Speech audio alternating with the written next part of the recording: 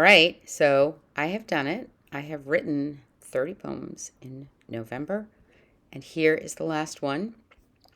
I'm actually working on a song right now, so that's like poem number 30. But this is the last poem I wrote yesterday. It's called Thoughts After Listening to a Podcast Interview of Tricia Hersey, who you all have to check out. She's also known as the Nap Bishop. Look her up. Rest is Resistance is the name of her book. Raising a child in America is an act of violence. Everything from the crashing together of the two cells, to say nothing of the act that caused that union, whether it involved a tender embrace, a feather bed, or a cold blab, metal extraction tools, to the breaking of the mother's infrastructure, the nervous system never the same, the dizzying pace of diaper changes, the fury of the hungry babe. But what is violence? The act of destruction? Isn't all living ultimately violent? Don't we have to kill to eat? Flaubert said, "Be regular and orderly in your life so that you may be violent and original in your work." Did Flaubert give birth, though?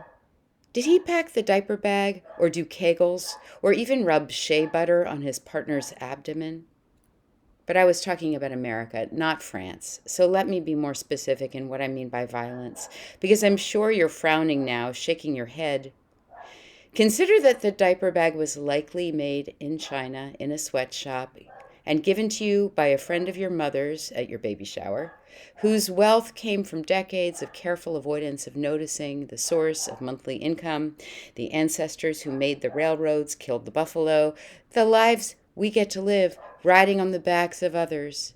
The ease my white skin affords me in securing a mortgage, the land I'm standing on right now, stolen centuries ago from the Nonotuck. The trickle-up economy of slavery, which benefited even abolitionist Northerners, whether they knew it or not, whether or not they grew mulberry trees to lure silkworms to breed so they could abstain from importing cotton. The grind economy I joined when I told myself what I needed in order to raise a family is unkind and hates women. And my form of 1980s feminism told me all I had to do was add some shoulder pads and insist on equality, work as hard as a man, be smarter, dance backwards, bring home the bacon, fry it up, etc., and never let my abdominal muscles or vaginal muscles sag, lest you forget your manhood.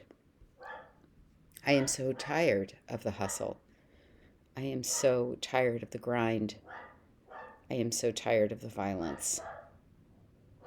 It felt violent to say no to my children because this American economy, which hates me, convinced me that they would break if I didn't fill the attic with Legos, now built, gathering dust, forgotten. But they served their country, and so did I, funding another year's worth of GDP.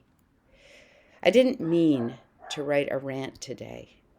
I felt peaceful when I woke up this morning, sat with my teenagers who are so beautiful at the moment, whose eyes are clear as raindrops, whose skin is as touchable as milkweed, whose own violence just natural, thoughtless, human. Don't become Americans, I pray. Don't buy in. Kneel in the dirt and build a house of mud with paper windows. Lie on your backs and gaze at the sky. Stop often to search for the moon, even in the daytime. And forgive me for all the times I hurried you out the door, shoved your little feet into snow boots, couldn't tolerate your disappointment, so I got you iPhones, and now all I want is for no phones, no hustle, no hurry, no toxic fuel stolen from the earth or your own nervous systems to poison your sweet bodies. I am sorry. I am sorry. I am so sorry. I am a violent woman, choosing in every moment to be peaceful. I am a breaker who has pledged her life to the work of mending. Amen.